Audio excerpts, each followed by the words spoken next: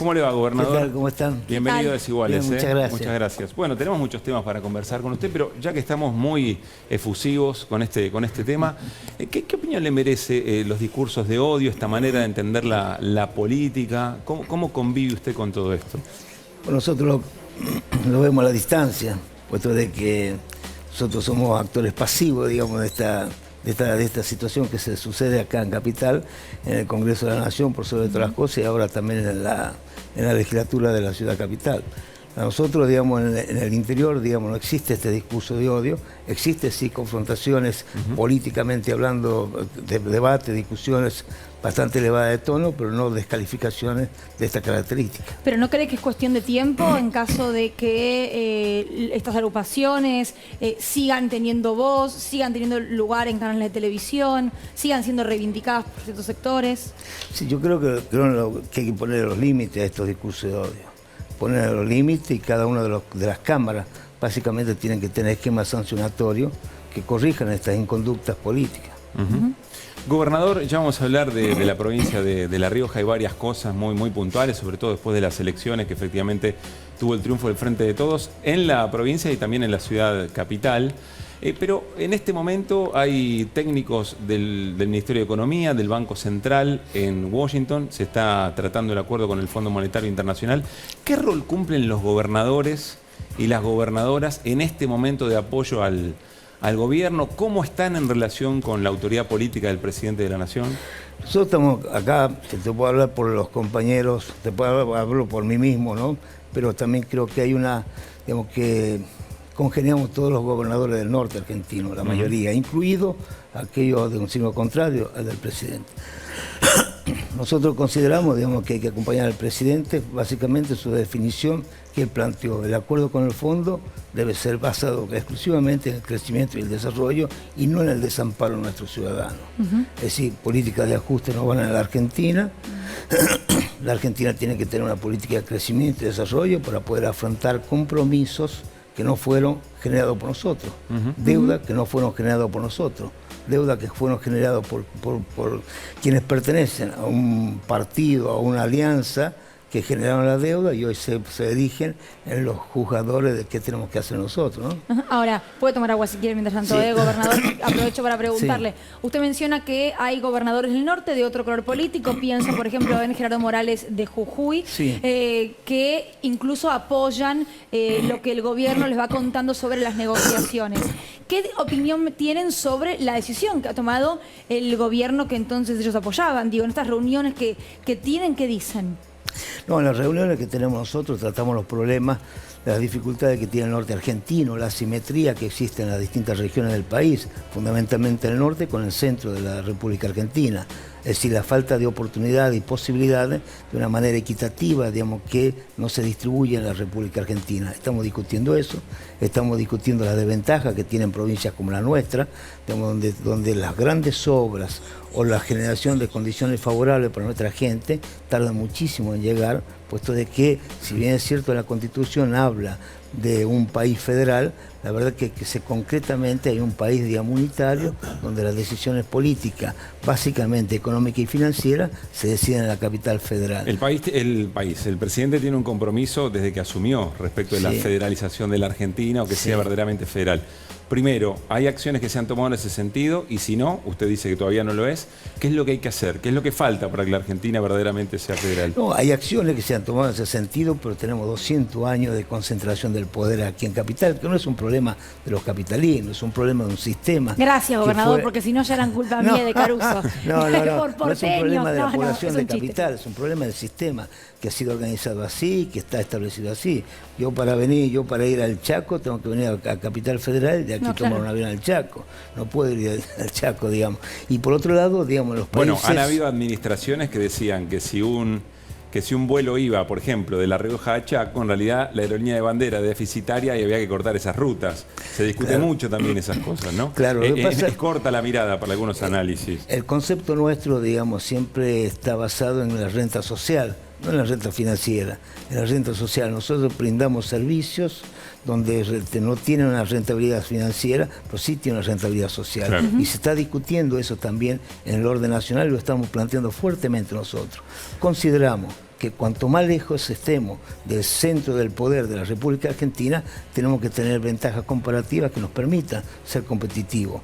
Pero si nosotros en La Rioja pagamos la luz mucho más cara que lo que se paga en Capital Federal, obviamente el desarrollo y el crecimiento de nuestra provincia está lejos de ser el óptimo. Entonces nuestra gente siempre está en condiciones desfavorables con respecto al resto de las regiones del país. Tiene una pregunta Pablo Ibáñez, el gobernador, pero antes quiero mostrarle una serie de tweets sobre las cuales se hizo mención. Usted le responde a Gerardo Morales porque ellos aseguran que hay una violencia institucional en su provincia, teniendo en cuenta el conflicto que hubo en las últimas semanas en la capital riojana.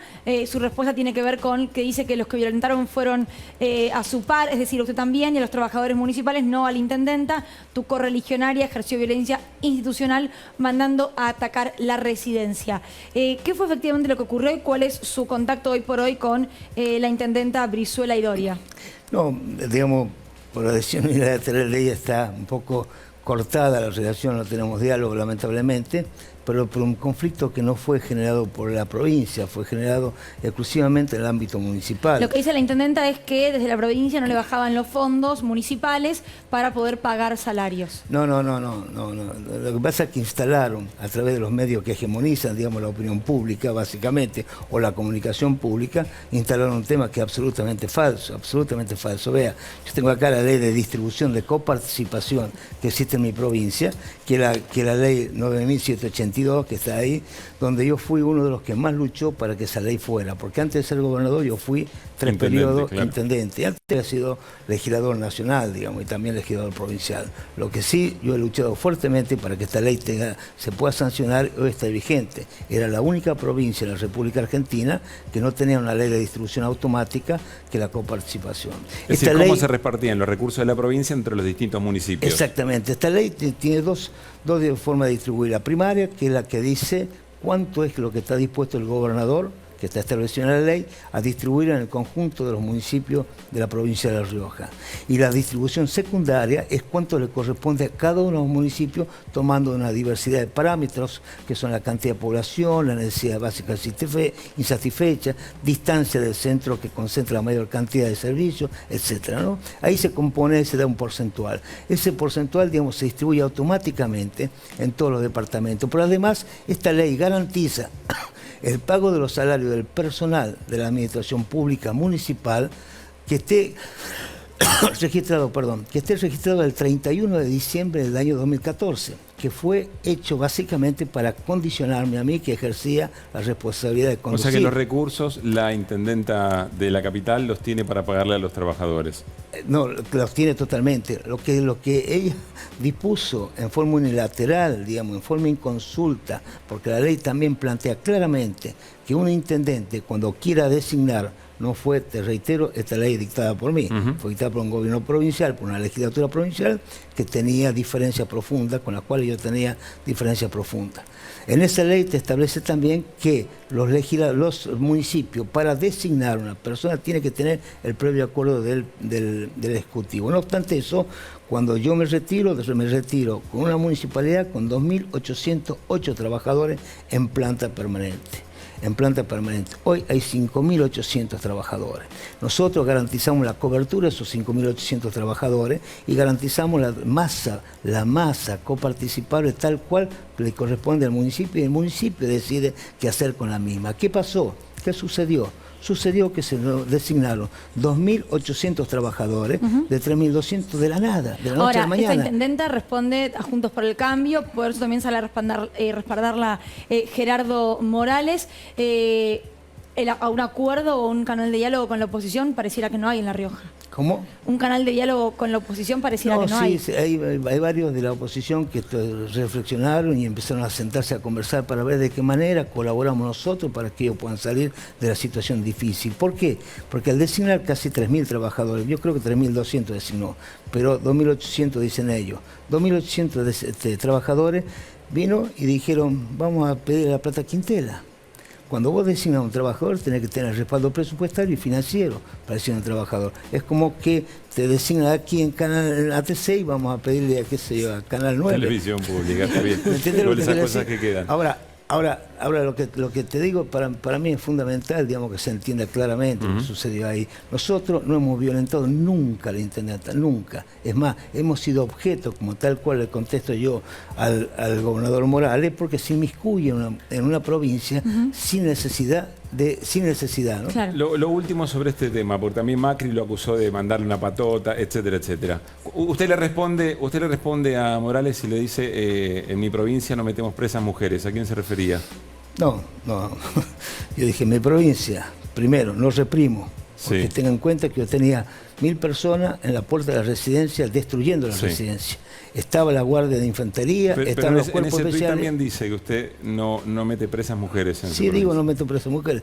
No reprimo, no meto preso a nadie, tampoco por diferencia política o ideológica, ni tampoco meto preso a mujeres. Eso se lo dijo a Morales en referencia a Sí, quién. se lo dije a Morales, y claramente, pues todo el mundo sabe, no hace falta que lo diga, porque metió preso a una mujer que más allá de las diferencias que uno pueda tener con respecto a la metodología, a los procedimientos, a la forma de comunicarse, a la forma tal vez de actuar de Milagros Sola, yo reivindico una obra social importantísima que hizo ella y que fue castigada duramente desde que está en el poder. Ella está presa. Desde que está en el poder está presa, cumplió las condenas tal cual corresponde y sigue estando presa. Siguen armándose de causas. Pablo. No, lo vuelvo un poco atrás, gobernador. Empezó diciendo que la agenda, justo veníamos hablando de la situación de paridad, los discursos del odio, como que era una agenda que usted lo ve desde lejos, digamos, que la intensidad de la discusión política... El odio en el discurso, ¿no? Bueno, sí, y lo vuelvo al tema de la agenda federal. Uno a veces tiene la sensación, yo hago política hace mucho tiempo, y uno se encuentra siempre como que los intereses o la agenda de AMBA es muy distinta a la agenda de las provincias. En el sur es una cosa, en el norte es otra y demás. Y ahí está la pregunta de un gobierno federal. La incorporación de Mansur fue la última incorporación, pero ve que efectivamente dentro de las agendas de preocupaciones del gobierno está el interior del país, o hay de alguna manera muy embeña, muy mirar solo lo que pasa en el conurbano y preocuparse casi prioritariamente por lo que pasa en el conurbano. Sí, la tendencia siempre ha sido la misma, preocuparse por lo que pasa en el conurbano. Y nosotros sostenemos que en la medida en que no nos ayuden a hacer desarrollar nuestra provincia, y muchos comprovincianos nuestros vienen acá y donde están generalmente rodean el conurbano bonaerense. Sucede lo mismo en nuestras provincias. Si no desarrollamos el interior de nuestra provincia, muchos comprovincianos nuestros vienen a formar el cordón, digamos, de vulnerabilidad que se constituye con los barrios humildes que se constituyen a la vuelta de cada una de las ciudades. Entonces lo que procuramos es que se desarrolle nuestra provincia, para que no vengan a la capital federal, para que no vengan a engrosar, digamos, la miseria y la pobreza en la capital federal. Bueno, y hay quien no termina de comprender que la coparticipación es solidaria. Y suelen decir, bueno, a nuestras provincias, lo dice la provincia de Buenos Aires, lo dice la ciudad de Buenos Aires, no nos llega lo que generamos. Es como si no hubiera una comprensión que la coparticipación es efectivamente solidaria, si no volvemos al discurso de las provincias inviables. Claro, eso es lo que vos decís, es correctísimo. Si no es el sentido de la solidaridad, obviamente tampoco podemos, digamos, prestar una cantidad de servicios que se prestan en lugares donde es inviable desde el punto de vista financiero. Claro. Desde el punto de vista social tenemos que ver la viabilidad desde el punto de vista social, el crecimiento y el desarrollo para que pueda crecer en forma armónica. Por ejemplo, los países desarrollados, no quiero hacer mención a ninguno en particular, pero ¿qué es lo que hacen? Cuanto más lejos está del centro del poder, más baratos son los servicios. Entonces a nosotros nos permite ser competitivos. Producir un melón en mi provincia, obviamente no lo puedo producir, no puedo competir con el que se produce en Córdoba, Claro. en Santa Fe o en Buenos Aires, porque nosotros tenemos que sacar el agua, somos electrodependientes, tenemos que sacar el agua de 200 metros de profundidad, sacarla a la superficie y conducirla para que pueda crecer ese melón. Te doy una cuestión gráfica, ¿no? Una cuestión pequeña, Claro. pero un ejemplo pequeño. ¿Gobernador tuvo acceso al presupuesto 2022 que va a presentar Martín Guzmán? No tuve acceso todavía. Pero No tuve sí acceso. hubo una reunión en la que les informaron varios quiero hacerte puntos. una pequeña acotación. Sí. Que en el medio de esta conversación que tuvimos al comienzo de la municipalidad hubo dos elecciones. Unas PASO y la elección general. Y hubo un resultado que fue contundente, donde la sociedad, digamos, obviamente, anteriormente la sociedad dio un respaldo a la actual intendenta, producto de la división nuestra, y nosotros consideramos que no estaba preparada para conducir el destino del municipio porque no habían conformado equipo. Es decir, yo considero que por ahí se encontraron con un triunfo para el cual no estaban preparados. Y es lo que pasa ahora pasa ahora para dejar terminado, concluido este tema del municipio, la ciudad de la cual yo fui intendente de la ciudad durante 12 años, donde está una situación totalmente diferente a la que hoy tenemos, la realidad que hoy tenemos, ¿no?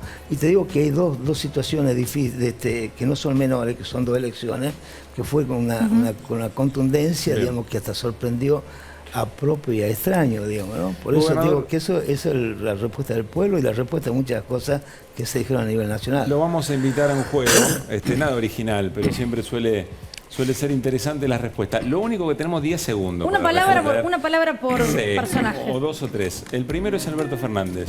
Amigo. Más allá de presidente, amigo. Muy bien, amigo. El segundo personaje es el expresidente Mauricio Macri. Sin palabras. Sin palabras. Amigo no, entonces. No, sin palabras. Te digo más. Yo tuve un problema con una hija, en una cuestión personal. Tuve un problema con una hija que estaba en una confitería, en un boliche bailable, que se derrumbó el techo y mi hija se tuvo ¿En la avenida Scalabrini Ortiz? Exactamente. ¿Beara era el nombre? El Beara. Sí. Doble quebradura de pelvis y también el huesito dulce, como quien le llama. Su hija estaba allí, en ese boliche. Estaba ahí en ese boliche porque estudiaba acá. Es más, había aprobado el segundo año de la facultad y se le había regalado a su madre un viaje a Brasil.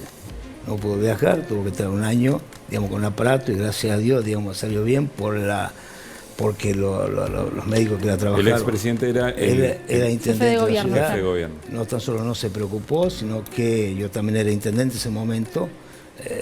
Mandó a un funcionario que me daba por teléfono para que no haga lío. Y le dije claramente, yo no voy a hacer lío, porque sé que fue un accidente y que no tiene nada que ver, pero la actitud y la intencionalidad desde entonces me marcó a fuego en mi relación con él. Última foto, Ricardo.